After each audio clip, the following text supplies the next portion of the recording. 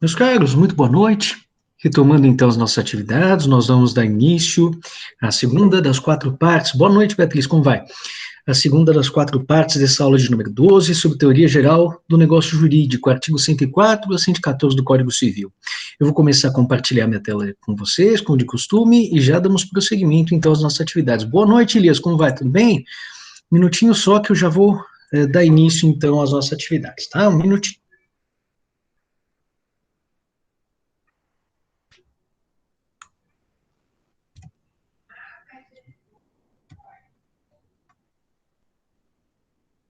Pois bem, ontem nós havíamos encerrado exatamente aqui, quando eu fazia a transição daquelas quatro figuras fundamentais, a expectativa de direito, o direito eventual, o direito futuro, o direito adquirido atual, para essa classificação dos negócios jurídicos, né? Então, os negócios jurídicos, enquanto externações de vontade direcionadas ao alcance, à consecução de determinada finalidade especificamente devotada pelas partes, compreendida como essencial pelas partes, esse negócio jurídico pode ser classificado sob diversas espécies de critérios e com desdobramentos bastante variados.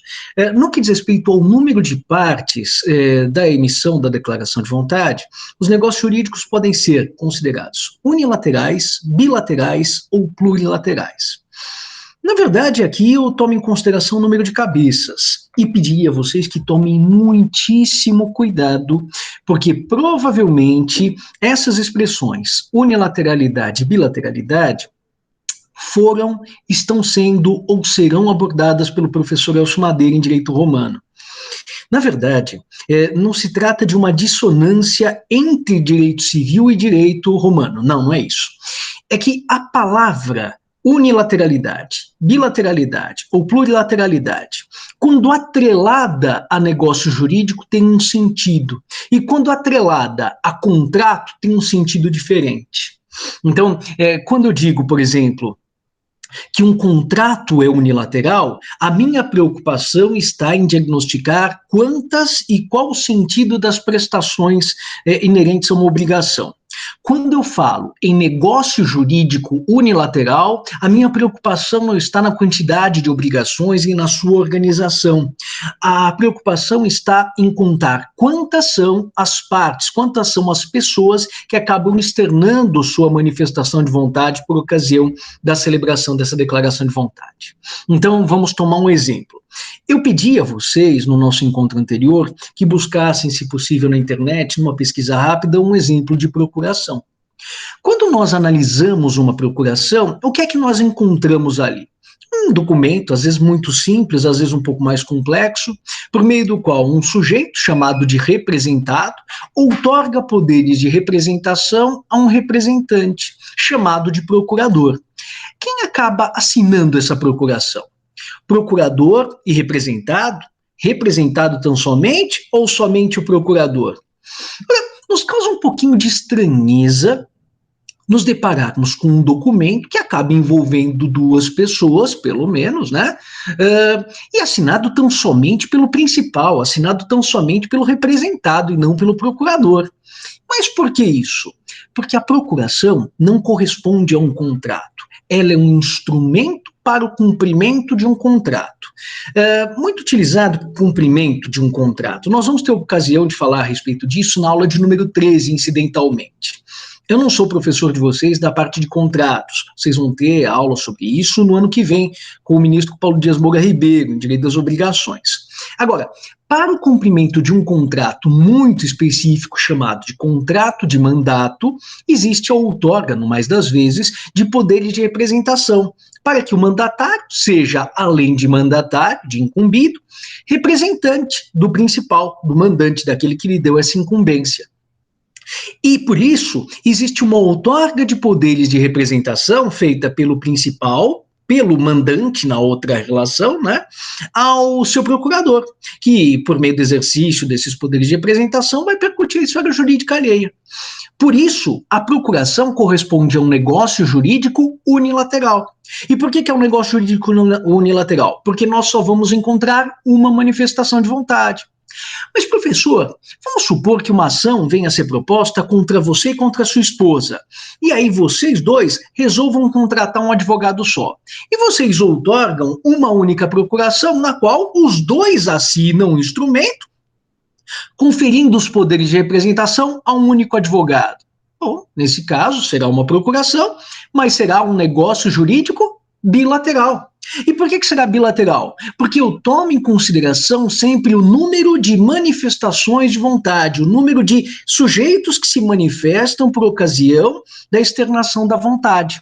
Então é muito importante aqui nós compreendermos que existem duas esferas jurídicas sendo movimentadas, a do Estevão e da sua esposa, no momento que outorgam a procuração a esse advogado, duas esferas jurídicas que se abrem então ao exercício desses poderes de representação por parte do nosso procurador. Um contrato de locação é um negócio unilateral, bilateral ou plurilateral? Bom, se se trata de contrato de locação, negócio unilateral não pode ser, porque pelo menos duas pessoas eu vou encontrar nesse contrato, um locador e um locatário. Mas eu não sei, professor, quantos são os locadores, quantos são os locatários? Aí eu pergunto, faz diferença? Aí vocês vão dizer sim, faz diferença. Porque se houver dois locadores ou dois locatários, havendo pelo menos três pessoas a se manifestarem nesse contrato de locação, por exemplo, dois locadores e um locatário só, nós já vamos ter um negócio jurídico plurilateral. É claro, porque há pelo menos duas manifestações de vontade para a caracterização de um negócio que não seja unilateral. Nos bilaterais, duas externações de vontade, nos plurilaterais, mais do que três ou mais manifestações de vontade. Se por força dessa externação de vontade, as partes vão se obrigar a prestações recíprocas ou não recíprocas, se estarão todas lado a lado, ou se estarão uma de frente à outra, isso é um problema que vocês vão estudar em direito das obrigações e talvez venham antecipar esse estudo com o professor Elcio Madeira em direito romano, ao falarem em contratos bilaterais, aqueles que pressupõem obrigações tanto de uma parte quanto de outra, é o caso, por exemplo, da compra e venda. Contratos unilaterais, como, por exemplo, um contrato de comodato, em que surgem obrigações tão somente para o comodatário, mas não para o comodante, e contratos plurilaterais, como é o caso do contrato de sociedade. Mas, em todas essas hipóteses, pelo menos duas pessoas estão a se manifestar, então não estaremos a falar em negócios jurídicos unilaterais, tá bom? Então, cuidado, esse sufixo lateralidade, atrelado a contrato, tem um significado, e atrelado a negócio jurídico tem outro significado. Eu já tive ocasião de presenciar, infelizmente, uma palestra em que um professor titular da Faculdade de Direito da Pontifícia Universidade Católica de São Paulo misturava, baralhava esses conceitos de uni, bi ou plurilateralidade atrelado a contrato e atrelado a negócio jurídico. E a gente não pode cometer esse tipo de equívoco, tá bom? Segunda classificação, negócios receptícios e negócios não receptícios. O que se entende por negócio receptício e negócio não receptício? Imagine o seguinte, o Estevão faz um determinado testamento agora no ano 2021. Só que ele vem a falecer no ano 2061. No momento da morte do Estevão, tinham sido nomeados determinados herdeiros, lá em 2021, quando o testamento foi feito. E eu tinha grande estima por um determinado amigo, mas esse amigo acabou se distanciando bastante de mim. Estava vivo, mas fazia 30 anos que eu não via quando do meu falecimento. Que estranho, porque esse sujeito, depois do meu falecimento, um mês depois ele também acaba falecendo, sem que soubesse que tinha sido nomeado naquele testamento feito em 2021 como meu herdeiro. Pergunto a vocês, como esse sujeito morre depois de Estevão? Eu morro, sei lá, em agosto de 2061. Ele morre em janeiro de 2062. Será que ele transmite os direitos hereditários, aquilo que ele tinha recebido por força do meu testamento, para os seus sucessores? Claro que não, professor. Ele não sabia que era seu herdeiro. Não importa. Ele transmitirá as posições hereditárias com as quais ele fosse favorecido, desde que ele estivesse vivo ao tempo da abertura da minha sucessão, à data da minha morte, e desde que ele não tenha renunciado àquela vocação hereditária. Mas, professor, ele não precisava saber que era herdeiro? Não, porque o testamento é um negócio jurídico não receptício. Ou seja, ele produz os seus efeitos, mesmo que o beneficiário da declaração desconheça a sua existência. Todavia, existem outros negócios jurídicos, são excepcionais, mas correspondem a uma categoria muito importante, chamados de negócios jurídicos receptícios. Por exemplo, vamos supor que esse advogado que tenha sido contratado por mim para a defesa dos meus interesses em um determinado processo, tenha feito um acordo que me desagradou bastante, e eu pretendo constituir um novo representante, um novo advogado. Bom, nesse intervalo, eu acabo encaminhando para ele uma correspondência pelo correio, dizendo que ele está destituído dos poderes de representação outorgados por força da procuração, e que o contrato de incumbência, o tal do mandato, está denunciado desde logo. Essa carta, ela é assinada por mim hoje, no dia 3 de agosto de 2021. É postada no correio amanhã, pela manhã, dia 4, e acaba chegando ao domicílio lá do advogado no final da semana. Vamos supor que na quinta-feira, antes do recebimento da carta, mas depois da sua expedição e depois, naturalmente, da minha assinatura, vamos supor que na quinta-feira esse advogado pratique um novo ato processual naquela mesma causa. Será que esse novo ato processual vai gerar efeitos na minha esfera jurídica? Vai. Não, professor, mas você já o tinha destituído na própria terça-feira à noite. Postou a carta no correio na quarta de manhã. Então, na pior das hipóteses, ele já deixou de ser seu procurador na quarta pela manhã. Não. Para que ele venha a ser destituído dos poderes de representação e para que o contrato de mandato se considere denunciado, nesse caso, faça necessária que a minha manifestação exonerando dos seus deveres chegue ao seu conhecimento. Trata-se de um negócio jurídico receptício, porque ele só produz os seus efeitos no momento em que a manifestação de vontade chega ao seu destinatário. Então, qual é a diferença entre os negócios receptícios e não receptícios? Os negócios não receptícios, que correspondem à regra, produzem os seus efeitos mesmo que não haja a ciência do destinatário, por exemplo, do beneficiário de uma determinada declaração. Já os negócios jurídicos receptícios são aqueles que só produzem os seus efeitos no momento em que a declaração chega ao conhecimento efetivo do destinatário. Isto será importante para a nossa aula de número 13, e mais especificamente para a análise que nós vamos fazer de um artigo muito especial do Código Civil de 2002, que não tem correspondência no Código Civil de 1916, o artigo 119. Mas a gente vai falar disso oportunamente. Eu apenas gostaria de pedir a vocês que forçassem um pouquinho a memória e tentassem relembrar se já receberam ou não alguma mensagem por e-mail onde o remetente pedia confirmação de leitura. É uma demonstração, né, do caráter receptício de algumas manifestações de vontade, tá bom? Com relação à circulação patrimonial, terceiro critério, os negócios jurídicos podem ser gratuitos, onerosos, neutros ou bifrontes. Negócios jurídicos gratuitos são aqueles que pressupõem fluxo patrimonial unidirecional. É o caso, por exemplo, da doação. Eu dou esse aparelho de telefone celular ao meu aluno Caio e não recebo absolutamente nada em contrapartida. Então existe fluxo patrimonial unidirecional, negócio gratuito. Se, todavia, eu estiver falando num contrato de compra e venda celebrado entre mim e o Caio, a situação muda completamente. Nós estamos aí diante de um negócio jurídico essencialmente oneroso. Eu continuarei transferindo a propriedade da coisa vendida para o Caio, mas em contrapartida existe uma espécie de restituição de uma importância que por ele acaba sendo prometida em dinheiro para ressarcir esse desfoque patrimonial por um experimentado. Como existe fluxo e contrafluxo patrimonial, nesse caso nós falamos em negócios jurídicos onerosos. A diferença parece ser bastante simples.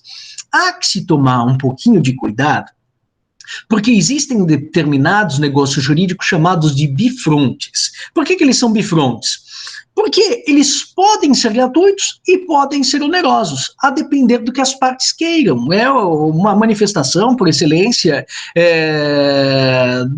do poder, né, de construção dos efeitos da declaração de vontade, típico dos negócios jurídicos.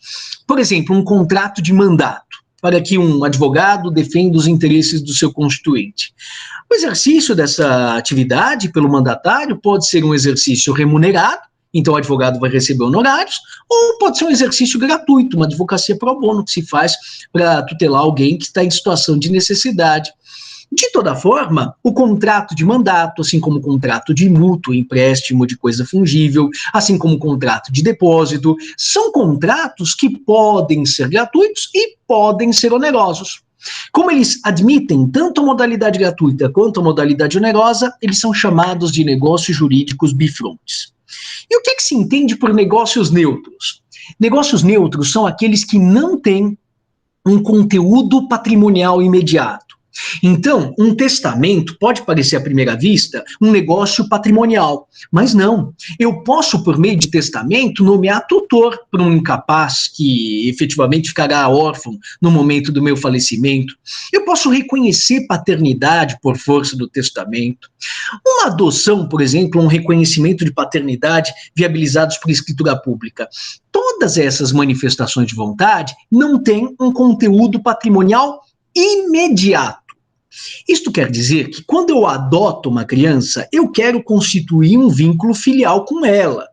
É claro que se dias, semanas, meses ou anos após a adoção eu vier a falecer, haverá consequências econômicas decorrentes daquela adoção, decorrentes imediatamente da minha morte, imediatamente da adoção, que gerou aquele vínculo filial entre mim e a criança.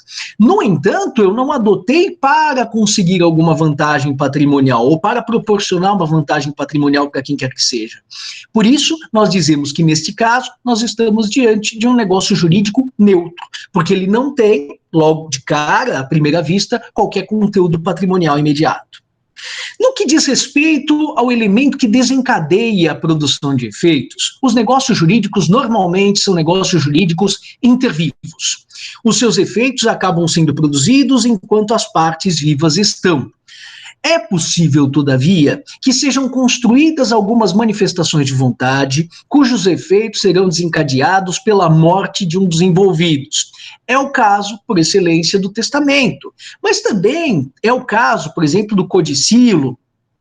É o caso ainda da instituição de uma fideicomisso, ou seja, a morte de um dos envolvidos acaba provocando alguma sorte de movimentação, patrimonial ou não patrimonial, mas existe uma modificação jurídica oriunda da morte de alguém. Então os efeitos não acabam sendo imediatos. Mas, via de regra, os negócios jurídicos acabam produzindo seus efeitos imediatamente após a sua celebração, ou, quando muito, graças à superveniência de um evento futuro incerto, como vocês já devem ter visto com o professor Elcio Madeira ao tratarem da condição do termo. Mas se não trataram disso, fiquem tranquilos, porque na aula de número 14 nós vamos tratar disso, creio que em menos de 2 ou 3 semanas, tá?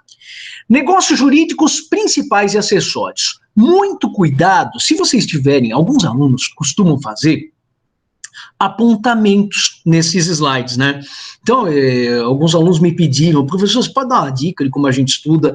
Com toda sinceridade, eu não tenho grande experiência, eu mal consigo dar conta dos meus estudos, quanto mais recomendar às pessoas como elas devem estudar.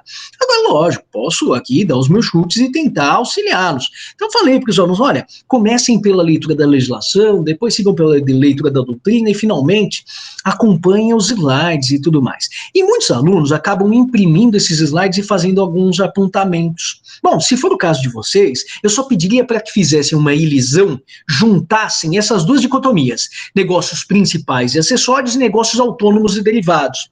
Por quê, professor? Elas são sinônimas? Elas se confundem? Não, elas não se confundem, mas elas são frequentemente confundidas pelos meus alunos. Então, tomem cuidado, mesmo porque vários são os manuais de direito civil que não confundem, mas acabam aproximando essas dicotomias de maneira bastante perigosa e muito cômoda para o autor. Vamos lá. Os negócios jurídicos principais e acessórios têm uma espécie de dependência estrutural. Eu celebro um contrato de locação, eu locador, com o locatário Caio. Puxa, mas professor, sei lá se esse Caio é um bom pagador. Vai que o Caio não seja um bom pagador. Não seria bom, não seria recomendável que você lançasse mão de alguma espécie de precaução, alguma cautela? Aí eu falo, o que, meu caro aluno? Um seguro fiança, uma espécie de calção? Aí o aluno fala, não, vamos lançar a mão daquela ferramenta tradicional, que vem do próprio direito romano, a fiança. Pois bem, então nós aceitamos uma segunda espécie de manifestação de vontade, por meio da qual o fiador acaba aderindo ao contrato de locação.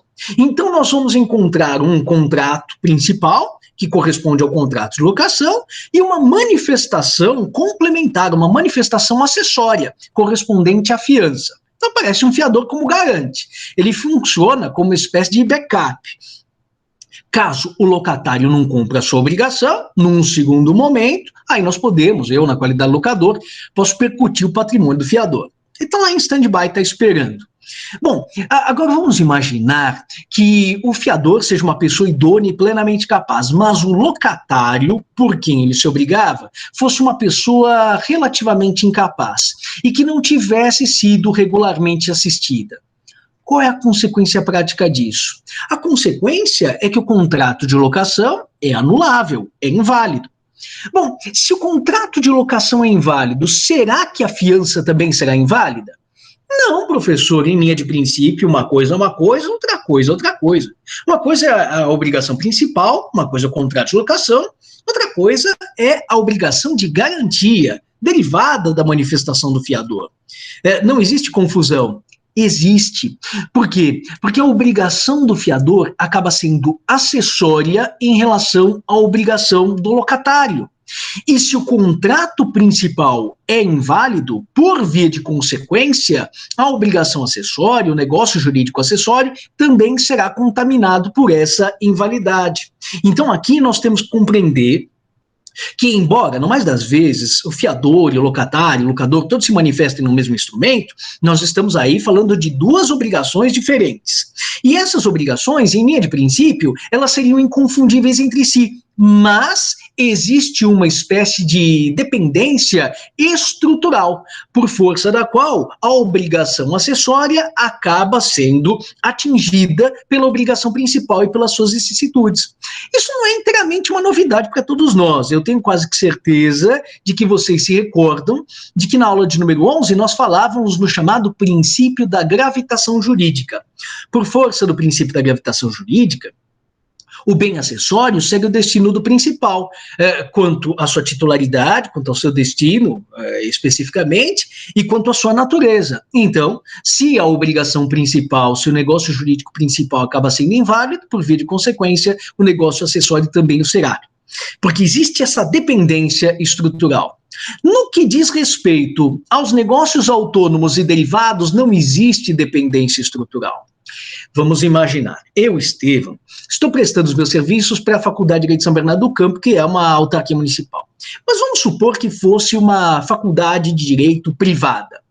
Nesse caso, eu estaria jungido à instituição que me contratou por força de um contrato de trabalho. E existe de contrato de trabalho com o professor universitário, com o moço que faz a faxina, com o moço que faz a manutenção da elétrica, com a pessoa que atende lá na sala dos professores. Todos estão unidos à instituição de ensino, normalmente por força de um contrato de trabalho. Mas o professor universitário, nesse período de pandemia, ele aparece diante das câmeras, né? Fala com seus alunos, coisa que a pessoa lá da sala dos professores não precisa fazer, o moço que está fazendo a limpeza também não, o cara da secretaria também não. Então, com relação ao professor universitário, além do contrato de trabalho, será necessário também uma outra manifestação de vontade. Por exemplo, um contrato de cessão de direitos de imagem. Então, por meio do contrato de trabalho, eu presto as aulas para a instituição, presto os meus serviços. Mas por força do contrato de cessão de direitos de intérprete executante, direitos autorais e direitos de imagem, eu permito que a minha imagem, que a minha criação intelectual, a aula que eu bolei, e que os direitos de intérprete executantes, a execução, a locução dessa aula, sejam todos explorados pela instituição de ensino.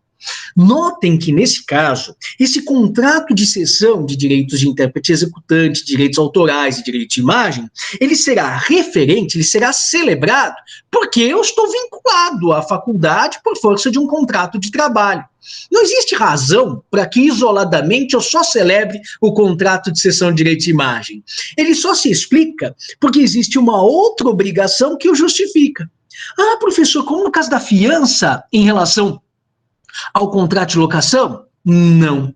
É um pouco diferente, porque no caso da fiança, se o contrato de locação for nulo, a fiança também será nula, por força do princípio da gravitação jurídica, por esse vínculo de dependência funcional. No que diz respeito aos negócios jurídicos dependentes, dos negócios jurídicos autônomos e derivados, o que existe é uma autonomia estrutural e também uma espécie de unidade funcional, mas que não justifica qualquer espécie de dependência no que diz respeito aos vícios, no que diz respeito aos defeitos. Então, se por algum acaso o contrato de trabalho do Estevão for nulo, isso não prejudica a validade da cessão de direitos de imagem, direito de intérprete e executante e dos direitos autorais. E a recíproca também é verdadeira. Normalmente, nesse contrato de cessão de direitos de imagem, haverá lá nos seus considerando, na sua parte inicial, uma espécie de menção ao fato de que está sendo ou será celebrado um contrato de trabalho entre mim e a instituição de ensino cessionária. Então, é um contrato que a gente lê e a gente já percebe, pela referência a uma outra manifestação, que o assunto não se esgota nele mesmo. E aí nós falamos em negócio jurídico derivado. Quando eu analiso uma manifestação de vontade e não existe nenhuma alusão a qualquer outra manifestação de vontade, pretérita, simultânea ou futura, aí nós estamos falando em uma manifestação de vontade autônoma. Mas aqui é uma questão, cuidado, hein? Na dicotomia anterior, com negócios principais e negócios acessórios, existe, às vezes, autonomia estrutural, mas existe uma dependência estrutural. Então, às vezes, eu tenho duas manifestações de vontade em instrumentos diferentes, mas o destino da manifestação principal contamina a manifestação acessória. No caso dos negócios derivados e autônomos, não. Existe, por vezes, uma autonomia instrumental, existe uma autonomia estrutural e tão somente uma unidade funcional. Eles se explicam, eles servem para que uma operação maior acabe sendo celebrada, mas eles são absolutamente incomunicáveis entre si no que diz respeito, de regra, às suas invalidades. Logo abaixo se fala em negócios solenes ou formais e negócios não solenes. Muito cuidado com essa dicotomia. Negócios solenes são aqueles que precisam de uma forma específica para serem celebrados. Então, um testamento só pode ser celebrado por escritura pública, por instrumento público, por instrumento cerrado ou por instrumento particular. São 3 as únicas manifestações de vontade. Eu não posso fazer um testamento por vídeo, por exemplo. No entanto, existem algumas espécies de manifestações de vontade que são livres. Elas são chamadas de manifestações não solenes. Como, por exemplo, o contrato de compra e venda da minha biblioteca. Eu tenho aqui ao meu lado a minha bibliotequinha e quero vendê-la para o professor Rodrigo, para o nosso diretor. Pois bem, pode ser celebrada essa compra e venda por meio de escritura pública? Pode. Ah, então essa compra e venda será solene? Cuidado. Não, a compra e venda de biblioteca não precisa ser celebrada por escritura pública. Nós podemos, professor Rodrigo e eu, eleger a escritura pública como indispensável, como mecanismo para cautelar os nossos interesses. Mas, por força de lei, venda e compra de biblioteca não precisa ser por escritura pública, não. Agora, se estivermos falando de compra e venda de um bem imóvel com valor superior a 30 vezes o maior salário mínimo vigente no Brasil, aí nós veremos na próxima semana, ainda nessa aula de número 12, que aí estaremos diante de uma manifestação solene. Precisa ser utilizada a escritura pública lavrada por um tabelião. Então, os negócios solenes são aqueles dotados de forma compulsória. E os negócios jurídicos não solenes são aqueles dotados de forma livre, que podem ser escolhidas pelas partes. Eu vou voltar a falar disso a propósito dos artigos 107 e 108 do Código Civil, que acabam sendo, em certa medida, não digo que exceções, mas esclarecimentos a propósito do alcance do artigo 104, mas só na semana que vem. Negócios simples e complexos. Muita gente acaba confundindo os negócios simples e os negócios complexos com os negócios unilaterais e bilaterais. Cuidado, lê do engano, aqui é importante a gente não confundir uma coisa com outra. Nos negócios jurídicos simples, a manifestação de vontade se produz de uma vez só. É o caso, por exemplo, da outorga de uma procuração pelo Estevão. Então, Eu quero que um advogado venha defender os meus interesses, assino a procuração e no momento em que eu termino a minha assinatura, ele já se tornou meu procurador, desde que efetivamente esteja aqui presente, tome ciência da outorga desses poderes de representação. No entanto, há determinadas situações em que a vontade só se constitui à custa, ou só se externa, à custa de movimentos que se dão em cadência, que se dão em etapas distintas. É o caso, por exemplo, das manifestações de vontade de algumas pessoas jurídicas. É muito comum que algumas pessoas jurídicas, em negócios de maior vulto, só se vinculem por meio da assinatura de ambos os sócios. Então aí, nós encontramos, num primeiro momento, a assinatura de um só dos sócios. Já é uma manifestação da pessoa jurídica? Ainda não. Para que seja uma manifestação da pessoa jurídica, é necessário que a assinatura do outro sócio venha também ser aposta àquele instrumento. Então, a externação de vontade da pessoa jurídica só se dá por meio da posição de ambas as manifestações. Por isso, é um negócio de formação complexa, não se forma de uma única vez. Não sei se vocês já conseguem agora me auxiliar, mas eu acho que sim. Com base naquilo que a gente aprendeu na aula de número 5 sobre as pessoas naturais, a manifestação de um absolutamente incapaz é uma manifestação simples ou um negócio jurídico complexo?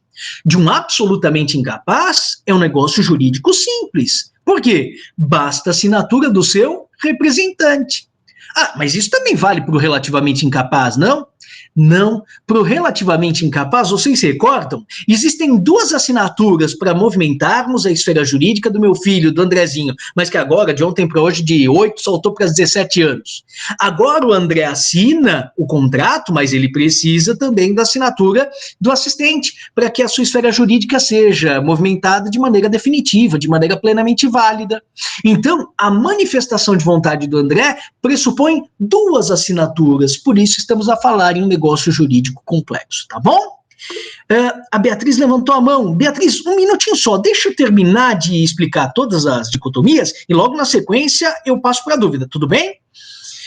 No que diz respeito aos negócios dispositivos obrigacionais, eu vou fazer uma pergunta para vocês, provavelmente vocês vão me responder de maneira errada. Mas se responderem, se responderem de maneira errada, não tem problema. O momento de errar é agora, não na prova, e não futuramente. Agora, se responderem de maneira certa, eu vou ficar felicíssimo, vou ganhar meia-noite. Então capricha, hein? Contrato de compra e venda gera transmissão de propriedade, sim ou não? Ah, professor, claro que transfere, né? Locação não transfere, porque o locador continua sendo dono da coisa. Mas contrato de compra e venda transfere propriedade, vendedor transfere propriedade para o comprador. Não é isso, professor? Aí digo, não é isso. Não é isso, professor, mas eu juro que eu pensava que por força da compra e venda houvesse transferência da propriedade. Agora eu vou fazer um esclarecimento, que eu sei que vocês vão falar, mas ele é um chato de galochas, ele está criando dificuldade para vender facilidade. Não. É uma peculiaridade do direito brasileiro que o distingue, por exemplo, do direito francês. E, na verdade, não é uma peculiaridade do direito brasileiro. O direito brasileiro segue a família romano-germano-canônica. Quem destoa um pouco da família romano-germano-canônica, nesse particular, é o simplificador direito francês. No direito francês, sim. Celebrado um contrato de compra e venda entre mim e o Caio, no momento em que a gente assinou o contrato, entre mim e ele, já ocorreu a transferência da propriedade. Mas talvez vocês já tenham aprendido com o professor Elcio, se não aprenderam, vamos estudar isso comigo na próxima semana, que no que diz respeito aos bens móveis, por mais que eu tenha celebrado um contrato de compra e venda com o meu aluno Caio, no que diz respeito a esse telefone celular, assinado o contrato de compra e venda, quem é o proprietário da coisa vendida? Continuo sendo eu. Sério, professor? Claro!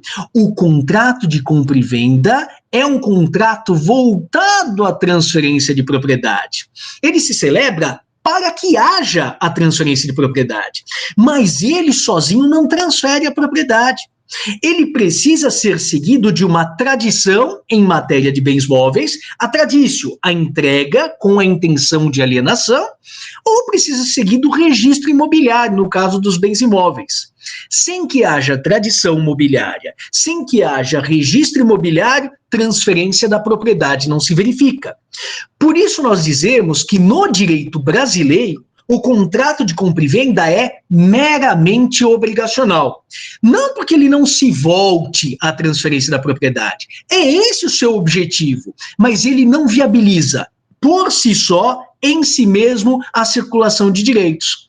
É diferente de uma cessão de crédito, de uma cessão de direitos autorais. Lembram-se, eu havia dito no nosso encontro de ontem, se o professor Marcelo Koch precisa, na verdade, se eu preciso de dinheiro, e ele me antecipa metade do meu salário contra a cessão do direito que eu tenho ao meu salário no final do mês para ele, em seu favor, naquele momento em que assinamos o contrato de cessão de crédito, imediatamente se transfere para o professor Marcelo a disponibilidade, aquele direito que, via de regra, acabaria percutindo, ingressando automaticamente no meu patrimônio. Mas nesse caso, é necessária a tradição? É necessário o registro? Não. No próprio contrato de cessão já existe a circulação dos direitos envolvidos. Por isso, o contrato de cessão corresponde ao negócio jurídico dispositivo. Então, como é que a gente diferencia? Nos negócios jurídicos meramente obrigacionais, eles não são suficientes por si sós para viabilizar a circulação de direitos. Já os negócios jurídicos dispositivos viabilizam a circulação de direitos. É o caso de um contrato de cessão, é o caso de um endosso. Negócios fiduciários e negócios simulados são diferentes, mas eu vou acabar explicando os dois de uma vez só. No caso dos negócios fiduciários, fiduciário vem de fidúcia. Fidúcia significa confiança. Etimologicamente, os negócios fiduciários são aqueles caracterizados pela existência de confiança. É que, na prática, eu vou encontrar tanto negócios fiduciários em que existe muita confiança, como negócios fiduciários em que falta confiança às partes. Algumas vezes, existe confiança demais. Por exemplo, vamos imaginar que a minha sogra tem um patrimônio e ela tem alguma dificuldade para administrá-lo. Aí ela fala, quer saber? Eu vou fazer o seguinte, eu vou entregar esse patrimônio para que o Estevão administre. Como é que normalmente ela faria isso? Normalmente ela outorgaria uma procuração para que o seu representante praticasse os atos de gestão. É o caminho natural? É o caminho natural. É o caminho único? Não é o caminho único. Existe uma figura muito utilizada no direito inglês, na verdade não apenas no direito inglês, no direito anglo-americano, chamada de trust. Pelo trust, um determinado sujeito acaba transferindo a um fiduciário mais do que poderes de representação. Ele transmite ao fiduciário a propriedade, a titularidade de todo um patrimônio, com o propósito de que esse fiduciário o acabe gerenciando de maneira mais livre, ou acabe administrando sem ter que dar tantas satisfações para terceiros. Para o fiduciante, ele dá satisfação a todo tempo, desde que seja demandado a fazê-lo. No direito romano havia até mesmo a fidúcia como um direito de garantia um pouco mais antigo, um pouco mais tradicional. E essa modalidade que pressupunha confiança era chamada de fidúcia com amico. No direito brasileiro existe, além dessa hipótese, que é uma hipótese importante, mas menos frequente, de negócio fiduciário, existem os negócios fiduciários onde falta, talvez, confiança. Então, outro dia, eu estava dirigindo pela rua e parei o meu carro do lado de um carro bem valioso, uma Ferrari. Aí eu fiquei olhando assim com aquela cara, né, eu pensando, puxa vida, se eu tivesse adotado outro caminho na vida, quem sabe pudesse passar por uma situação financeira melhor que a minha e tal. Eu estava todo melancólico lá. Aí a Elaine, minha esposa, olhou para mim e falou, o que aconteceu? Você está triste? Eu falei, não, tem a Ferrari aqui parada do lado, né? E eu aqui no carro, tá russa a coisa, meu carro tá quase quebrado. Ela falou, Estevam, mas você sabe, eu conheço esse sujeito aí que está dirigindo a Ferrari do lado. A Ferrari está andando de Ferrari, mas não é dele, não. Eu falei, como que não é dele? Está dirigindo? Motorista da Ferrari? Ele falou, não, ele foi à concessionária e comprou essa Ferrari, mas ela está financiada em 120 vezes, ele só pagou a primeira parcela. Se o policial parar ele lá na frente, você vai ver no documento do carro, está escrito que aquele automóvel pertence a uma instituição financeira. Falei, não pertence à instituição financeira, não foi ele que comprou? Falou, não, Estevam. São duas operações, um contrato de compra e venda celebrado entre o motorista e a concessionária, mas ato contínuo é celebrado um contrato de financiamento por força do qual quem paga para a concessionária é a instituição financeira. Aí eu falo, puxa, mas essa instituição financeira confia bem no motorista mesmo, não? Porque imagina só, é um valor, né, bastante grande desse carro. Ela falou, então, mas no momento em que é celebrado esse financiamento, automaticamente a propriedade se transfere primeiro da concessionária para o adquirente, para o comprador, e ato contínuo do comprador para a instituição. Eu falei, quer dizer então que até ele pagar? Ela falou, exatamente isso. Até ele pagar a última parcela do automóvel, ele está dirigindo o automóvel que pertence ao banco. Eu falei, caramba, que interessante isso. Ela falou, chama-se propriedade fiduciária. E a operação que viabiliza essa transposição, alienação fiduciária em garantia. Então percebam que nessa espécie de negócio fiduciário, não é que existe grande confiança entre as partes. Na fidúcia com o amigo existe, na fidúcia com o creditor e não. A parte que poderia, titular de um crédito, poderia satisfazer com um penhor, com uma hipoteca, não se contenta apenas tão somente com o direito real sobre coisa alheia. Ela acaba demandando o direito de propriedade sobre a coisa financiada. É aquilo que nós conhecemos como propriedade fiduciária. É a fidúcia com creditore, que vocês talvez tenham estudado ou venham estudar por esse direito romano. E os negócios simulados?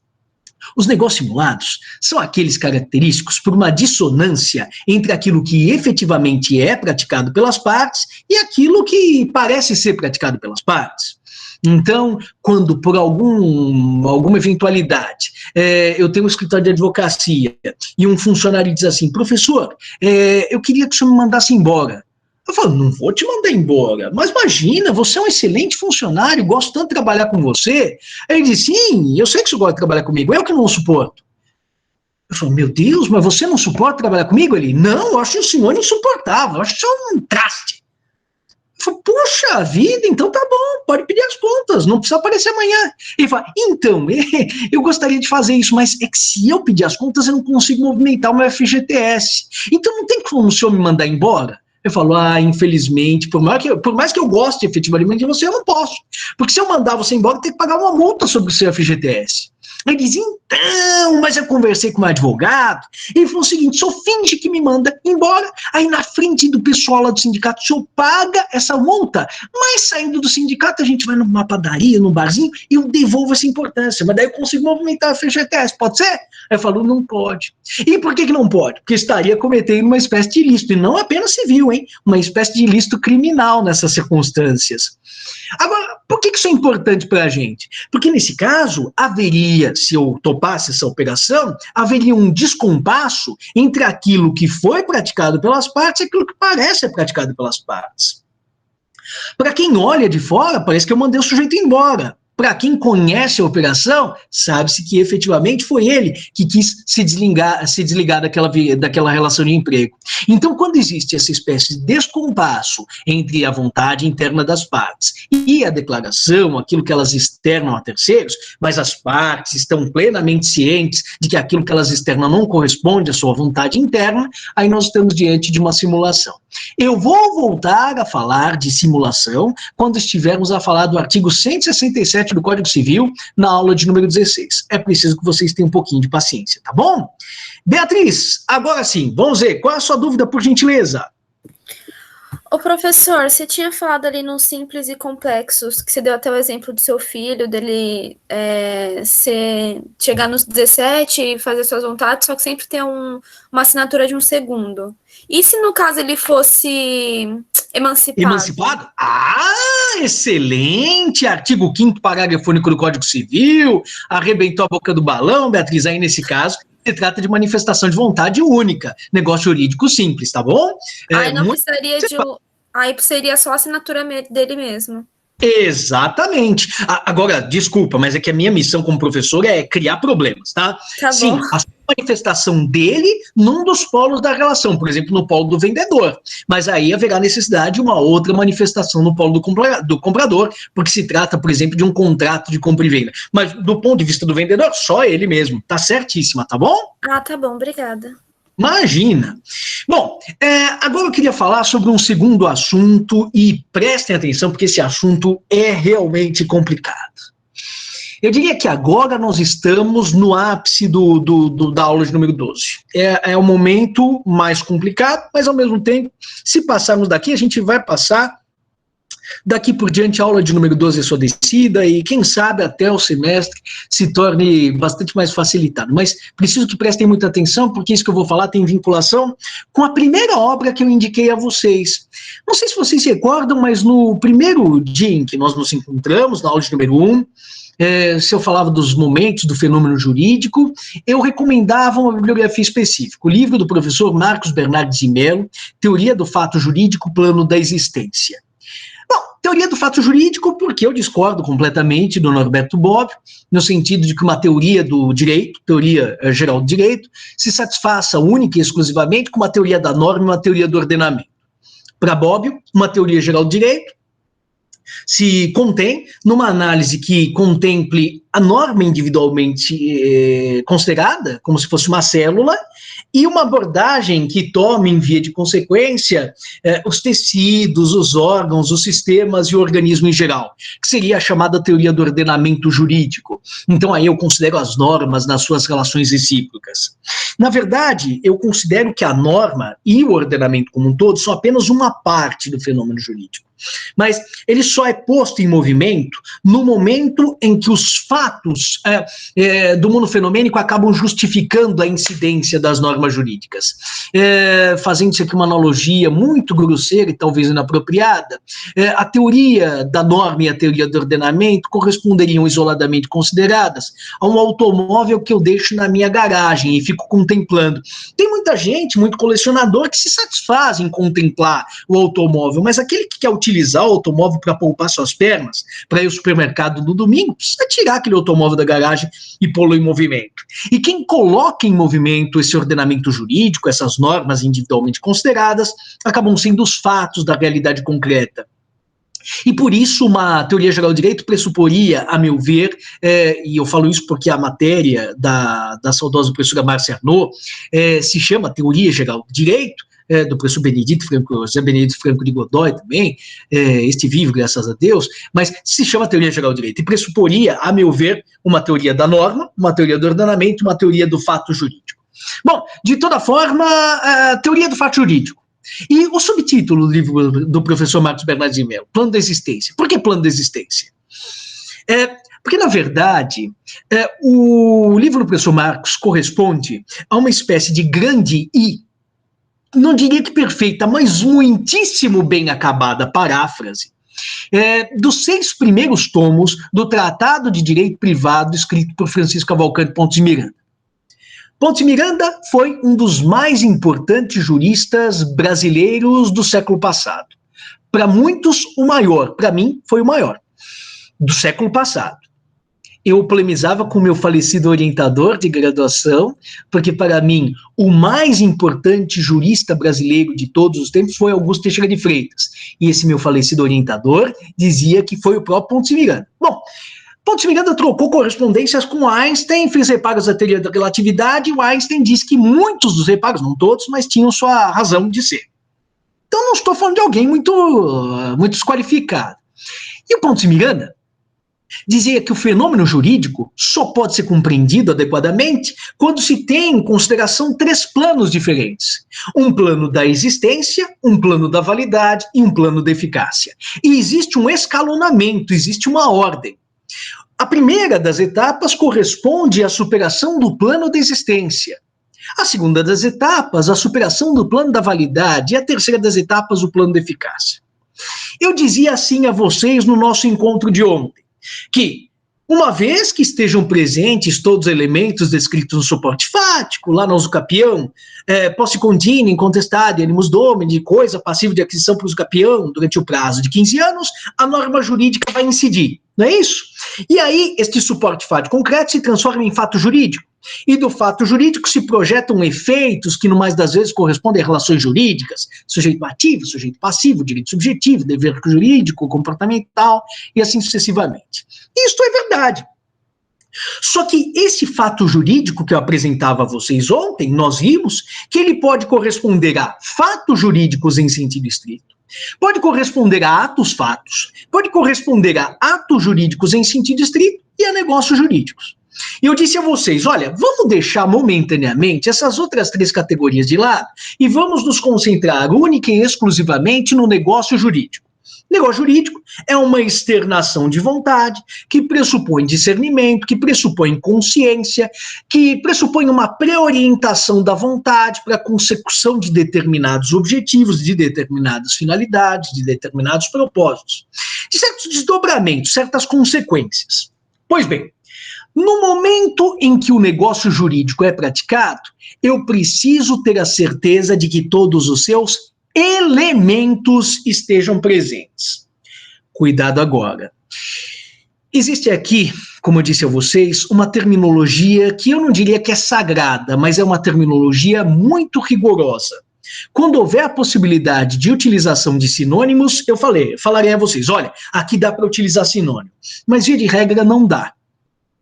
No primeiro dos planos do negócio jurídico, nós falamos em existência, e no plano da existência nós falaremos em elementos do plano da existência. No segundo dos planos, nós falaremos em validade. E no âmbito do plano da validade, nós falaremos em requisitos ou pressupostos de validade. E se tudo der certo, se o negócio for existente, e além de existente, ele for também válido, aí nós entraremos num terceiro plano, eventual, que é o plano de eficácia. E no plano de eficácia nós falaremos em fatores. Vamos com calma para as coisas ficarem claras. Vamos supor que um determinado sujeito queira externar a sua vontade e queira, no final das contas, naturalmente, que essa externação de vontade acabe gerando efeitos jurídicos. Pois bem, o que é que se faz necessário para que esses efeitos jurídicos se verifiquem? Primeira coisa, todo e qualquer negócio jurídico existente precisa evidenciar a presença dos seus elementos indispensáveis. Para todo e qualquer negócio, é necessário que estejam presentes 7 elementos. Esses 7 elementos que se aplicam a toda e qualquer espécie de manifestação de vontade são chamados de elementos cerne do negócio jurídico. Declaração, objeto, forma, tempo, lugar, finalidade negocial e circunstâncias negociais. Esses 7 elementos são necessários para o testamento, para a compra e venda, para a doação, para a cessão de direitos autorais. Qualquer externação de vontade em que o declarante queira construir os desdobramentos e os efeitos de acordo com a sua engenhosidade, toda e qualquer manifestação de vontade precisa contar com esses 7 elementos. Primeiro dos elementos, declaração. Vamos supor que eu queira intimamente que o professor Marcelo Coque seja meu procurador. Se eu não disser para ele, professor Marcelo Coque, eu quero que o senhor seja meu procurador, será que ele vai se tornar meu representante, sim ou não? Não, porque até então era uma vontade íntima. Suponham que eu queira nomear o professor Rodrigo, nosso diretor, como meu herdeiro testamentário, mas não fiz testamento, morro Estevam. Será que ele vai receber alguma coisa? Claro que não. Ah, mas eu tinha uma vontade muito sincera de que ele fosse meu herdeiro. Pouco importa a minha vontade. É necessário que essa vontade venha a ser vertida em uma exteriorização, venha a ser vertida em uma declaração. Então, primeiro dos elementos indispensáveis para o negócio jurídico, uma declaração, uma externação de vontade. Segundo, o objeto. Eu não estou simplesmente declarando, olha, o céu é azul. Eu estou declarando alguma coisa que tem a ver com a matéria jurídica. Que eu quero que os meus bens sejam transmitidos dessa forma, que eu quero comprar alguma coisa e, para tanto, me sujeito ao pagamento de certo preço, que quero ceder os direitos autorais para a Faculdade de Direito de São Bernardo do Campo. Então, a minha declaração se volta a um objeto juridicamente importante, tutelado pelo direito. É necessário que essa minha declaração assuma alguma forma. Pode ser uma forma verbal, pode corresponder a uma forma escrita, pode corresponder a uma forma solene, as notas de um tabelião, pode corresponder à forma gestual, o sujeito que diz assim num leilão. Qualquer uma dessas formas, pelo menos, acaba exteriorizando essa declaração de vontade. Declaração, objeto juridicamente relevante e forma. Além disso, essa declaração tem de estar situada no tempo e no espaço. Por que isso é importante? Porque o direito brasileiro e o direito argentino acabam sendo diferentes. Se um testamento foi feito no Brasil, as regras relacionadas às suas formalidades, aos seus limites, serão umas. Se o testamento acaba sendo feito fora do Brasil, as formalidades muitas vezes acabarão sendo outras. Então é importante que eu saiba onde que a declaração de vontade se produziu, para que eu efetue esse controle, por exemplo, a propósito das formalidades, e inclusive eu preciso saber quando a declaração foi feita. Mas por quê? Porque imaginem só uma pessoa muito cautelosa, muito precavida, que tinha feito um testamento, sei lá, no ano 2000. Puxa, mas essa pessoa já morreu, professor? Não, ela está viva ainda. Vamos supor que eu tenha o poder da clarividência e saiba que ela vai morrer esse ano. Bom, ela vai morrer durante a vigência do Código de 2002, mas ela produziu seu testamento durante a vigência do Código de 16. Então, quando eu tenho de averiguar se aquele testamento é válido ou não é válido, eu não vou tomar em consideração as regras do Código de 2002, mas sim as regras do Código de 1916, quando o testamento foi feito. Então, é importante saber quando a declaração acabou sendo exteriorizada. Então, a gente já viu. Deve haver não apenas uma vontade interna, mas uma vontade declarada, exteriorizada, voltada a um objeto juridicamente relevante, que assuma alguma determinada forma. Qualquer forma é suficiente, em linha de princípio, para que a externação ocorra. Essa externação de vontade tem de estar situada no tempo e no espaço. É também necessário que haja uma espécie de finalidade negocial. Lembram-se, eu havia dito a vocês que os negócios jurídicos são diferentes dos atos jurídicos em sentido estrito. E qual o elemento que os diferenciava? Ah, é que nos atos jurídicos em sentido estrito eu decido se vou me casar ou não. Mas os efeitos pessoais do casamento não são escolhidos por mim, são escolhidos pela lei. Nos negócios jurídicos, não. Os efeitos acabam sendo volidos, acabam sendo escolhidos pela própria parte. Por isso que falamos em finalidade negocial. É a finalidade de construir aqueles efeitos com inteira liberdade. Claro, respeitados certos limites estabelecidos pelo legislador. Mas, finalmente, é necessário que esteja presente em toda e qualquer declaração de vontade um sétimo elemento cerne. O sétimo elemento cerne são as chamadas circunstâncias negociais. E aqui eu não vou chorar, mas era muito possível que chorasse, porque eu vou me lembrar de um dos mais brilhantes juristas brasileiros do século XX, professor da Faculdade de Direito da Universidade de São Paulo, foi diretor, não foi meu professor, pelo menos na graduação, foi meu professor na pós-graduação, era um aluno muito tímido, eu não me interagia muito, mas tive a oportunidade de trocar 2 ou 3 palavras com o saudoso professor Antônio Junqueira de Azevedo, e muito me honra o fato de que ele, por 2 ou 3 oportunidades, tenha se manifestado e se dirigido ao meu orientador, dizendo que queria estar na minha banca examinadora de doutorado. Pena que não houve tempo de eu concluir a minha tese a tempo de ser examinado pelo professor Junqueira. Certamente seria rigorosamente examinado, mas ficaria muito feliz por ter o meu trabalho lido por um tão importante professor. E o professor Junqueira de Azevedo, quando escreveu a sua tese de titularidade, salvo engano, no ano de 1986, negócio jurídico, existência, validade, eficácia? Não, acho que não foi negócio jurídico, declaração negocial, a tese de titularidade. Mas ele escreveu um brilhante trabalho chamado Negócio Jurídico, Existência, Validade e Eficácia, onde ele acrescenta este elemento das circunstâncias negociais. Imaginem que eu, Estevam, esteja aqui dando a vocês uma aula e esteja oferecendo como exemplo a oportunidade da venda desse celular. Aí eu digo assim: alguém gostaria de comprar esse meu celular? Estou oferecendo esse celular à venda por R$100. E um aluno diz: olha, professor, eu me disponho a comprar o seu celular por R$100. Aí eu termino a aula, e o aluno fala: professor, quando você vai entregar o celular? Então aqui os R$100. Ele fala: não vou entregar nada, era só um exemplo que eu estava dando em aula. Ele fala: então, professor, mas havia declaração de vontade, objeto jurídico, que era transferência de propriedade, houve forma, no caso a forma verbal, tempo, lugar e finalidade negocial. Não sei se eu tinha levado a sério ou não, o fato é que efetivamente eu levei muito a sério a sua oferta e a aceitei. Então, tá aqui os R$100, me dá aqui o bendito do celular. Puxa vida, será que eu estou envolvido e obrigado perante meu aluno, sim ou não? Não. E por que não? Porque falta para que esse contrato de compra e venda surja, faltam as chamadas circunstâncias negociais, que são aquelas espécies de elementos que gravitam em torno da declaração de vontade, por isso circunstâncias, que vem de circunstare, é aquilo que está ao redor, e que dão credibilidade, dão confiabilidade, conferem seriedade à externação de vontade.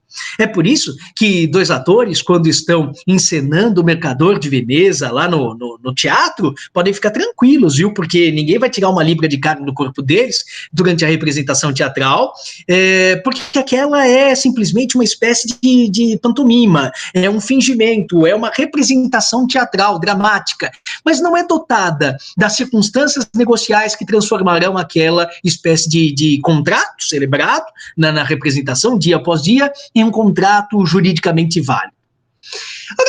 Para que toda e qualquer espécie de declaração de vontade acabe surgindo, então esses 7 elementos devem estar presentes: declaração, objeto, forma, tempo, lugar, finalidade negocial e circunstâncias.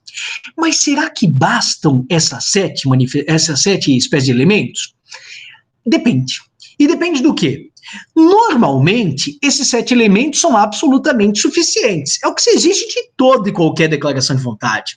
Mas haverá algumas espécies de manifestações de vontade que vão pressupor mais do que isso.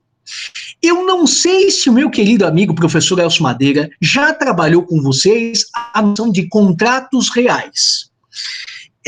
Se ele não tratou, eu vou mencionar incidentalmente para vocês. Quando nós classificamos os contratos, existem 4 categorias. Contratos verbais, que eram aqueles que se formavam por meio do pronunciamento de certas fórmulas solenes. Contratos literais, que eram aqueles firmados nas tabuinhas dos comerciantes. E as 2 categorias mais importantes, contratos consensuais e contratos reais. Os contratos consensuais, compra e venda, sociedade, locação e mandato, se aperfeiçoavam graças ao mero acordo entre as partes. Mas os contratos reais, eles eram chamados assim, não por oposição aos contratos fingidos, imaginários, não. Eles eram chamados de contratos reais porque vêm de res. Só se consideravam aperfeiçoados contrato de mútuo, contrato de comodato, contrato de penhor e contrato de depósito, se houvesse a entrega da coisa emprestanda, da coisa depositanda, da coisa empenhanda. Sem que houvesse entrega, contrato de empréstimo não haveria. Agora eu vou pedir a vocês que procedam à leitura em casa do artigo 627 do Código Civil. Não é da minha matéria, porque a minha matéria vai só até o 232, mas quando vocês se debruçarem sobre esse artigo 627, vocês vão verificar que para que se considere celebrado um contrato de depósito, é necessário que o depositante entregue a coisa ao depositário. Mas e se ele não entregar? E se ele falar, escuta, você pode tomar conta do meu código? Aí o sujeito fala, claro, posso tomar conta do seu código.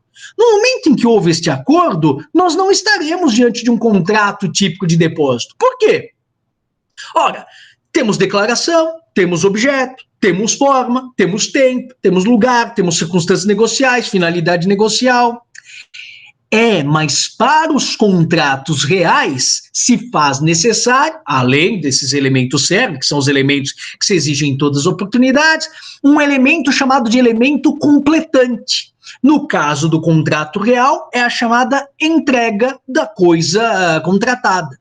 Sem que esteja presente esta entrega, o contrato real de depósito não se forma. Da mesma forma, o testamento. Testamento precisa necessariamente ser escrito. E se o Estevão, pressupondo, está tendo uma dor no peito e pressupondo que iria morrer nos próximos instantes, se ele grava como ele gostaria que os seus bens fossem distribuídos para depois da sua morte, esse videozinho que ele fez vale como testamento? Não. Se o Estevão morrer tendo declarado perante um vídeo como ele gostaria que seus bens fossem partilhados depois da sua morte, esse vídeo, para efeito jurídico, significa absolutamente testamento nenhum. Então, o Estevão terá morrido sem testamento, ad intestato, e os seus bens serão distribuídos de acordo com aquilo que a lei estabelece. Mas por quê?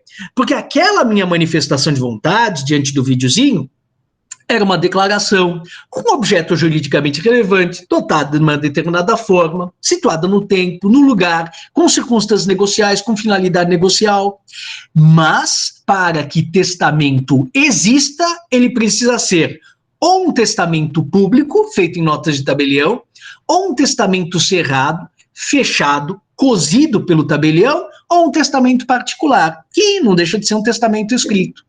Então, nesses casos, do testamento ou dos contratos reais, se não for observada a entrega ou a forma escrita, o contrato ou o testamento não existem.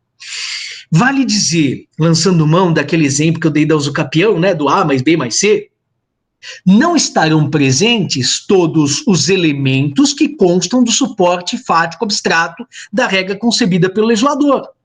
E se não estiverem presentes na realidade concreta todos os elementos carne de vaca, que se exige de todos, elementos cerne, ou esses elementos especiais, completantes, o negócio jurídico não se mostrará presente, porque não haverá suporte fático suficiente. E a norma jurídica não existirá. É como eu disse a vocês, terá o Estevão morrido sem testamento, muito embora tenha feito uma belíssima declaração de vontade, que vai fazer com que muita gente se sentisse homenageada por mim, mas não vai receber um único tostão, porque para efeitos jurídicos aquela manifestação de vontade será insuficiente enquanto testamento. Agora, vamos supor que estamos a falar de uma manifestação de vontade qualquer e que os elementos estão presentes, declaração, objeto, forma, tempo, lugar, finalidade, circunstâncias. Ou então, que em se tratando de contrato aí de depósito, contrato real, testamento, que esses elementos completantes da entrega ou da forma escrita tenham sido observados. Bom, se o suporte fático é suficiente, porque todos os elementos foram observados, aí nós passamos para o segundo plano. Qual é o segundo plano que vem depois da existência? É o plano da validade. Agora, eu preciso saber se os requisitos ou pressupostos de validade estão presentes.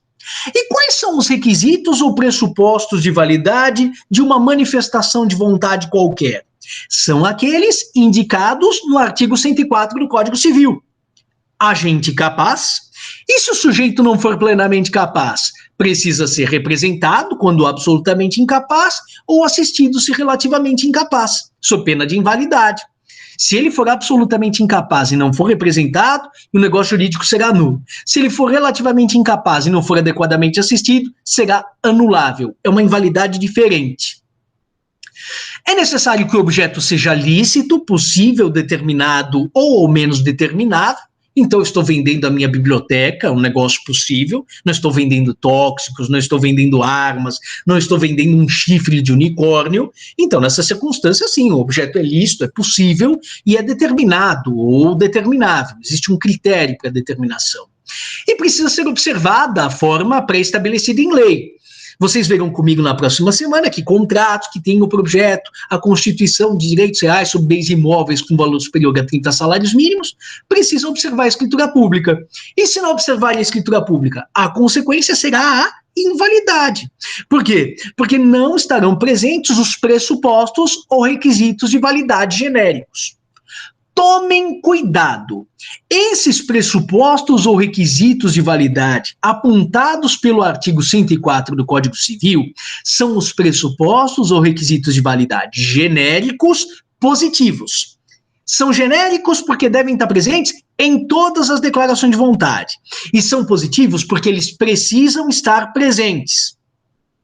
Haverá, todavia, pressupostos ou requisitos de validade que devem estar afastados. Eu costumo chamar de pressupostos ou requisitos de validade negativos. Vocês talvez já tenham estudado esses pressupostos ou requisitos de validade com o professor Elcio em Direito Romano. Se não estudaram, vão estudar comigo na aula de número 15 e também na aula de número 16. São chamados vícios de consentimento e vícios sociais. Não pode ter havido erro, não pode ter havido dolo, não pode ter havido coação, não pode ter havido simulação, não pode ter havido fraude contra credores, não pode ter havido lesão, não pode ter havido estado de perigo. Se alguma dessas espécies de vícios sociais ou vícios de consentimento acabaram se verificando, aí nessas circunstâncias também nós teremos um suporte fático deficiente. Olha que interessante, quando falta um dos elementos lá no plano da existência, nós dizemos que o suporte fático é insuficiente. Se todos os elementos estão presentes, o suporte fático é suficiente, e aí o negócio existe, passamos ao plano da validade. Quando já estamos no plano da validade, a gente viu declaração, essa declaração veio de alguém, de um agente capaz. Ah, mas ele não era capaz e não estava representado assistido? Então o elemento de existência da declaração houve, existiu, mas o negócio jurídico será inválido, porque o suporte fático será deficiente. Notem que esses pressupostos positivos do artigo 104, os negativos que eu acabei de mencionar, que nós vamos analisar nas aulas de número 15 e 16, se aplicam a todas as declarações de vontade. Mas existem alguns pressupostos ou requisitos de validade específicos de certas manifestações de vontade. Por exemplo, se eu, Estevam, quero vender a minha biblioteca para o Caio, será que alguém tem que concordar com essa compra e venda? Não estou falando de compra e venda de bem imóvel, estou falando de compra e venda de biblioteca. Ué, professor, então não, né? Depende. Depende do quê? Quem é o Caio? Ah, Caio é meu filho. Isso faz diferença? Faz. Por que isso faz diferença? Porque na compra e venda em que o ascendente seja o alienante e o descendente seja o adquirente, os demais descendentes precisam concordar com essa operação, e o cônjuge do alienante também, sob pena de anulabilidade da operação. Puxa, então vou anotar aqui, professor. Quer dizer, então, que todo contrato celebrado entre um pai e um filho precisa da anuência dos demais filhos e da esposa, é isso? Não. Apenas e tão somente o contrato de compra e venda em que o ascendente seja o alienante e o descendente seja o adquirente. E vejam que às vezes o descendente não é filho, é neto, por exemplo. Mas sim, os demais descendentes e o cônjuge do alienante precisarão concordar nessas circunstâncias. Olha, então é um requisito ou pressuposto que se aplica só para o contrato de compra e venda. Não se aplica para o empréstimo, não se aplica para a doação, não se aplica para a locação, é isso? Exatamente. Trata-se de um pressuposto ou requisito específico do contrato de compra e venda. Então, assim como no plano de existência nós vimos que existiam elementos aplicáveis a todas as declarações de vontade, declaração, objeto, forma, tempo, lugar, finalidade e circunstâncias, no que diz respeito aos pressupostos, os do artigo 104 e os negativos, né, dos defeitos do negócio jurídico, eles valem para todos, mas além deles existirão algumas espécies de pressupostos ou requisitos específicos para determinadas hipóteses, quando o legislador expressamente assim os previr. Agora, se todos os elementos estão presentes e o suporte fático é suficiente, o negócio jurídico existe. E se todos os requisitos ou pressupostos de validade estão presentes e o suporte fático é eficiente, ele é perfeito, aí nessas circunstâncias nós passaremos para o terceiro dos planos, o plano da eficácia. Pelo plano da eficácia, todo negócio jurídico existente e válido tem a aptidão natural a produzir imediatamente os seus efeitos. No entanto, em algumas circunstâncias que vocês vão estudar comigo na aula de número 14, quando estivermos diante de condição, termo e encargo, é possível que esses efeitos sejam sobrestados para o momento futuro ou acabem sendo influenciados, fulminados graças a um acontecimento superveniente. Então, assim, professor Elcio diz assim ao Estevam, me doa a sua biblioteca? Eu digo, sim, professor Elcio, te dou a minha biblioteca. Nesse caso, estamos diante de um contrato de doação perfeito e acabado. Agora, se o professor Elcio diz assim, Estevam, você me doa a sua biblioteca? Eu digo, Elcio, te dou a minha biblioteca se o Brasil ganhar 6 medalhas de ouro nessas Olimpíadas. Aí, enquanto isso, o Elcio vai estar assistindo a bendita da televisão, louco para ver o Brasil ganhar. Por quê? O Elcio é um patriota? É verdade, o Elcio é um patriota, mas além disso, porque talvez tenha interesse em receber a minha biblioteca, mas só vai receber minha biblioteca desde que o Brasil acabe ganhando mais de 6 ou mais medalhas na competição. Então, nós estamos diante de uma doação que só produzirá efeitos caso o evento futuro incerto acabe se produzindo, a chamada condição. Nós vamos falar a respeito desses fatores de eficácia, condição, termo e encargo, na aula de número 14. É uma aula específica do nosso curso, tá bom? Observações importantes. Então, aqui só voltando, nós vamos verificar, só perpassando aqui os slides, me acompanhe aqui, os elementos de existência que estão vinculados, acompanhe aqui pelo cursor, ó, a suficiência do suporte fático concreto.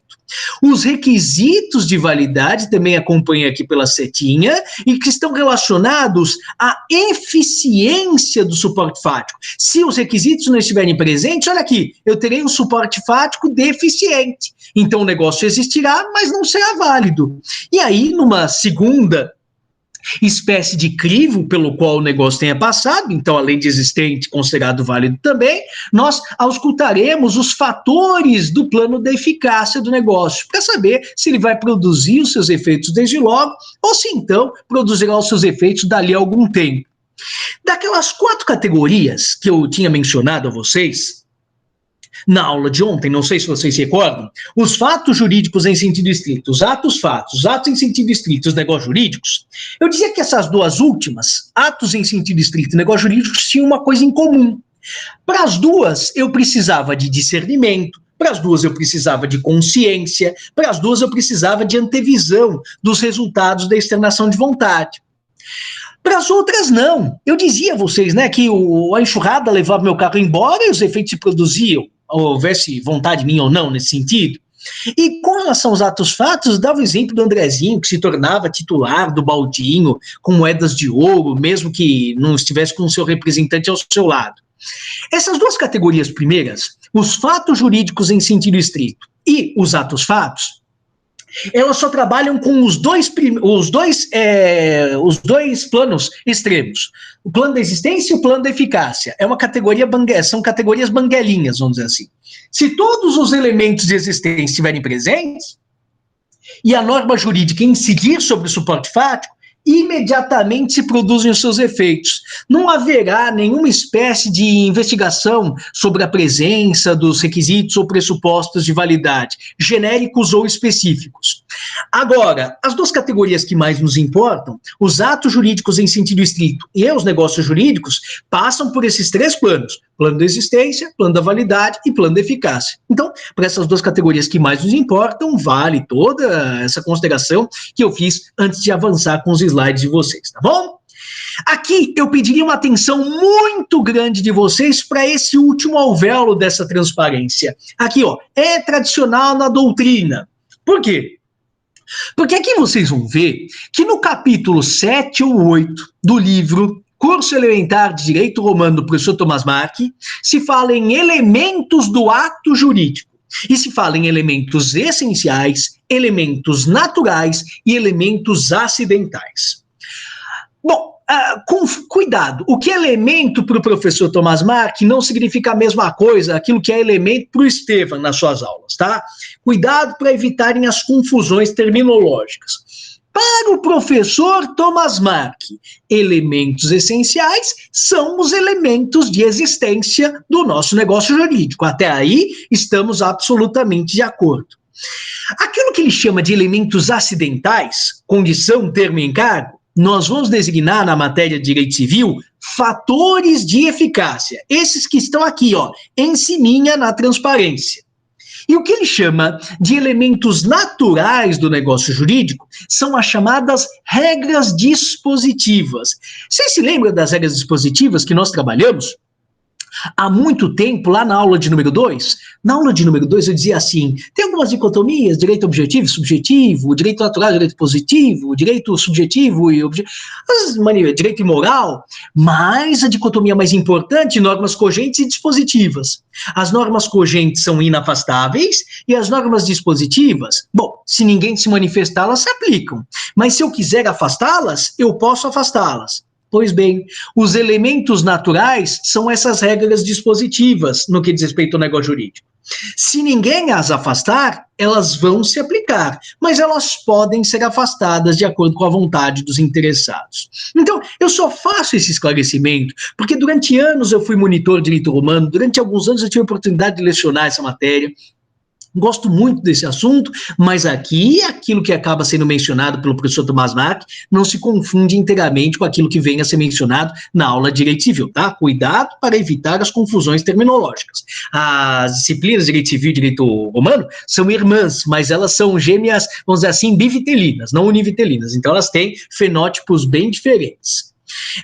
No que diz respeito à utilização técnica do termo elementos, me acompanhe aqui pelo alvéolo. Vocês vão encontrar esses elementos que precisam estar presentes em toda e qualquer manifestação de vontade.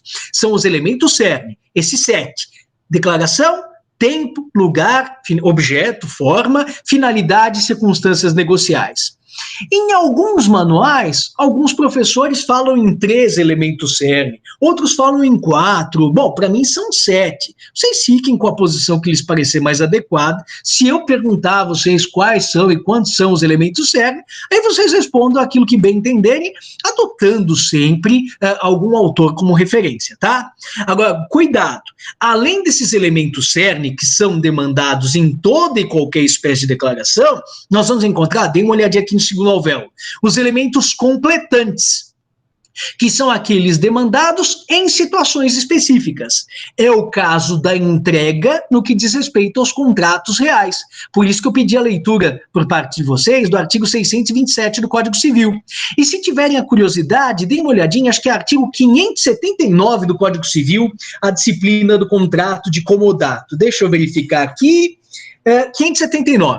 Leiam esses 2 artigos, 579 e 627, e vocês vão ver que a entrega é indispensável para que esses contratos acabem surgindo. Já no que diz respeito, me acompanhem aqui pelo alvéolo também, o último alvéolo, ao plano da validade, nós vamos ter os requisitos. Os requisitos genéricos positivos são os mencionados no artigo 104. Acompanhe.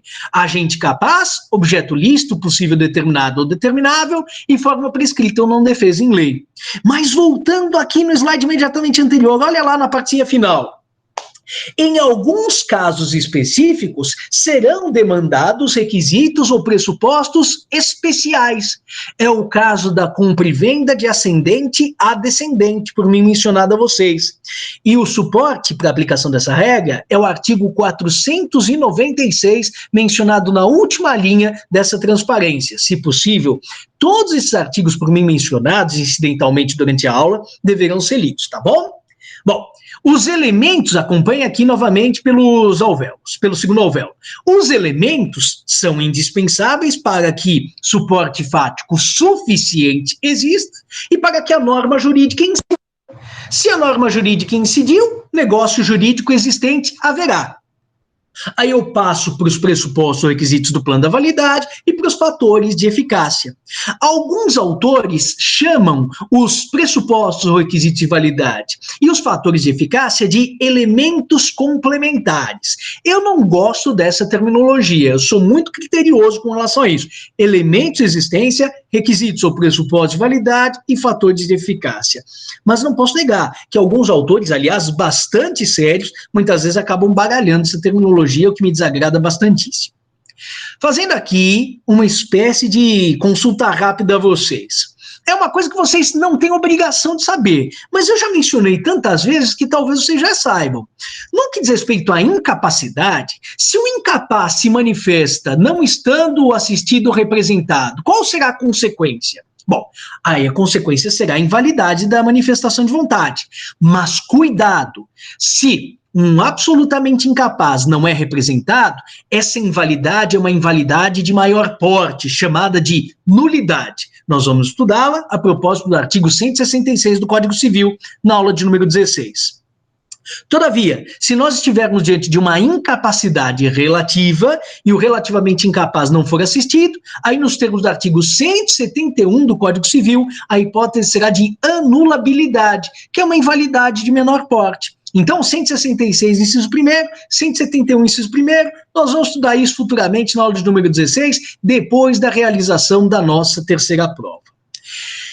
Pergunto uma coisa para os senhores, que ninguém nos ouça. Será que eu posso vender alguma coisa que não me pertence a alguém? É indispensável que eu tenha poder de disposição para alienar alguma coisa? Vejam, aqui nós estamos diante de uma pergunta bastante importante, bastante complicada. Porque se vocês perguntarem isso para um professor de direito penal de bate-pronto, a tendência dele vai ser de dizer que eu não posso vender alguma coisa que não me pertença, porque eu estaria praticando estelionato. Mas isso é verdade mesmo. Se eu estou parado na frente da faculdade, um aluno olha para mim e fala, professor, bonito esse carro, né? Eu estou parado na frente de um carro. Na verdade, estou esperando o Uber chegar. Mas o aluno achou que o carro parado na minha frente é meu. Eu falo, é bonito, quer comprar? Eu falei, eu quero. Falo, olha, estou vendendo por 100 mil. Aí o aluno me dá 100 mil, me transfere, faz uma transferência eletrônica na hora, aí eu entro no Uber e vou embora. O aluno vai ficar frustrado comigo, e é claro que aí, nesse caso, eu o ludibriei, eu tentei enganá-lo, fazer com que ele acreditasse que eu era proprietário de alguma coisa que não era de minha propriedade, e nesse caso pratiquei um ilícito civil, um ilícito criminal, porque eu não tenho a intenção de tornar aquele meu aluno proprietário do automóvel. Agora, vamos supor que um aluno meu, eu falo tão bem desse Pontes de Miranda, que ele fala, professor, eu quero comprar o Tratado de Direito Privado Pontes de Miranda, o senhor não tem um para me vender? E aí eu tenho um, só que esse meu tá cheio de anotações, e eu não quero vender o meu. Mas eu sei que esse meu aluno está disposto a pagar 6 mil reais por esse tratado. E eu sei que eu tenho um outro aluno, cujo pai, o avô, era professor de direito, advogado, sei lá, e tem esse tratado de direito privado. E esse aluno quer vender esse tratado, e está disposto a vender por 2 mil reais. O que eu posso fazer? Bom, dois caminhos acabam se apresentando. Ou eu me porto como escoteiro e eu apresento um aluno para o outro, e aí eles vão chegar ao ótimo de Pareto, a 4 mil, um economiza 2 do que ia pagar e o outro ganha 2 a mais do que esperava ganhar, todo mundo sai feliz. Ou então eu acabo lançando mão da necessidade de um e da disponibilidade do outro. Eu falo assim, eu aprendi, né, que contrato de compra e venda não é um contrato dispositivo, ele é meramente obrigacional, e falo para o interessado em comprar, Caio, você quer comprar o tratado? Vendo por 6 mil, mas entrego em 30 dias. Ele fala, tá bom. Aí eu falo, então me dá aqui os 6 mil. Ele me dá os 6 mil. Aí eu vou até o Tício, o aluno quer vender, e digo, ô Tício, você vende o seu tratado de direito privado? Ele vende, mas estou pedindo 2 mil. Eu, tá bom, tô aqui os 2 mil. Me dá aqui o tratado. E aí eu pego o tratado de direito privado e entrego para o aluno Caio que queria comprar. E embolso a diferença de 4 mil reais. O que eu acabei fazendo nessas circunstâncias? Eu acabei especulando. Especular vem de speculum, em latim speculum significa espelho. Eu acabei lançando mão da necessidade de um e da vulnerabilidade de outro. Se houvesse alguma ilicitude nesse tipo de operação, naturalmente que a categoria dos comerciantes acabaria sendo bastante prejudicada.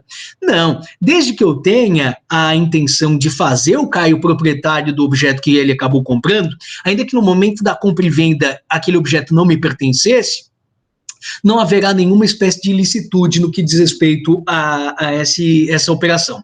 Simplesmente eu não consegui comprar ou seduzir o tal do Tício a vender o tratado de direito privado dele por 2 mil, aí eu não conseguirei cumprir o contrato que eu celebrei com o Caio. E aí eu teria de pagar uma indenização, além de devolver o dinheiro, né? Tomem cuidado para a gente encerrar a nossa análise hoje com essas modalidades de forma mencionadas nos últimos 2 hifenzinhos da nossa aula. Primeiro, formas de manifestação de vontade expressas, tácitas e presumidas. Eu vou voltar a isso a partir dos artigos 107 e 108 do Código. Mas, de toda forma, não me custa nada falar disso agora. Vamos supor que eu esteja dando minha aula para vocês e diga a vocês, nossa, esse telefone celular não está funcionando, uma porcaria. Vou jogar esse telefone fora e arremesso o telefone no chão. Nesse caso, houve uma espécie de abandono expresso de minha parte. Não existe dúvida de que o Estevão não quer esse telefone celular, porque, afinal, ele lançou esse telefone celular no lixo e teve, inclusive, a preocupação de esclarecer para todos nós o sentido do seu ato. Agora, vamos supor, numa segunda situação, que o Estevão esteja aqui falando de negócio jurídico e vocês todos vejam que eu arremesso meu telefone celular no lixo. Mas não digo nada. A minha manifestação de vontade, no sentido do abandono, também existirá. Mas, nesse caso, nós chamaremos essa manifestação de vontade tácita. E por que será uma manifestação de vontade tácita? Porque, neste caso, vocês acabam concluindo que eu não quero continuar com a propriedade do telefone celular, não porque houve uma preocupação do Estevão em esclarecer o sentido do seu comportamento, mas é que, ao arremessar o telefone celular no lixo, a gente depreende do comportamento do Estevão que ele não quer mais ficar com aquele objeto no seu patrimônio. O comportamento do Estevão é concludente, mas não houve essa preocupação dele no sentido de esclarecer o sentido dos seus atos. Mas o contexto acabava explicando esse sentido. Aí nós falamos em manifestação tácita. Mas ninguém tem dúvida de que o Estevão não quer mais esse telefone celular. Agora vamos imaginar que estivéssemos no ensino presencial e eu estivesse com um copo d'água. Todos os dias, o Estevão entra com um copo d'água para dar a sua aula. E aí eu levanto, vou embora e deixo o copo d'água sobre a mesa. Será que o Estevão esqueceu o copo d'água sobre a mesa ou será que ele abandonou o copo d'água? Neste caso, nós precisamos efetivamente esclarecer a dúvida. Eu não sei, às vezes esse tal desse professor Estevão aí, todo nervoso e desatento, acabou esquecendo o copo d'água. Às vezes o professor percebeu que a gente estava com sede e o copo está lá fechadinho, lacradinho, ele falou, se eu não estou com vontade de tomar água, vai que algum aluno queira essa água. Bom, deixemos a água aí. Quem sabe um aluno, um funcionário da limpeza, queira se servir dessa água engarrafada. E aí, nesse caso, o Estevão talvez tenha abandonado.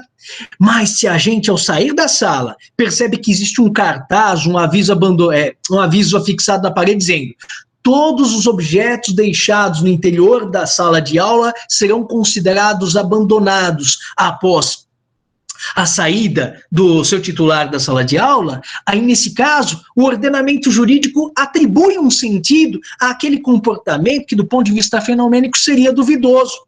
Quando o Estevão sai da sala de aula e simplesmente deixa o copo d'água sobre a mesa, nós não sabemos se ele esqueceu ou se ele deliberadamente abandonou o copo d'água. Mas aquele aviso deixado nos muros, na parede da sala, esclarece o sentido jurídico que o comportamento do Estevão acabou tendo. É o comportamento típico de quem pratica o abandono.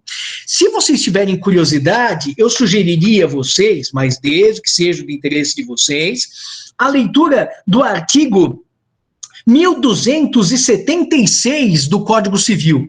Ali nós vamos encontrar uma espécie de manifestação presumida de vontade, como no caso do copo d'água que eu acabo deixando em sala de aula. E por que é uma manifestação presumida? Porque do ponto de vista fático, eu não sei se o Estevão abandonou o copo d'água ou não. Mas, para efeitos jurídicos, quem cala consente, vamos dizer assim. Quem deixou o copo d'água sobre a mesa abandonou, e quem praticou a conduta do artigo 1276 do Código Civil abandonou o direito de propriedade, perdeu o direito de propriedade. Para encerrar, eu queria sugerir uma pesquisa a vocês. Eu gostaria que vocês esclarecessem para mim, para a próxima aula, a diferença entre formalidade e formalismo. Normalmente eu tenho uma precaução com relação às conclusões que nós tiramos da utilização desse sufixo ismo. De toda forma, quando nós contrapomos as noções de formalidade e formalismo, me parece que nós chegamos a conclusões bastante interessantes e muito vinculadas ao alcance dos artigos 107 e 108 do Código Civil. Bom, eu vou dar uma olhadinha aqui para ver se existe alguma espécie de dúvida, né, no chat, e não havendo, os senhores estão automaticamente dispensados. Não tem dúvida nenhuma. Bom, meus caros, se vocês tiverem qualquer espécie de dúvida, é claro que eu estou à disposição de vocês sempre. Encaminhe suas dúvidas para o meu e-mail, estevão.pousada@direitosbc.br, que vai ser sempre um prazer poder atendê-los. Hoje, terça-feira à noite, né, 20 horas e quase 20 minutos, já tenho a grata satisfação de dar bom final de semana para essa turma e espero que a gente consiga se ver na próxima semana para dar continuidade à aula de número 12. Um grande abraço e até mais, pessoal. Tchau, tchau. Boa noite, professor.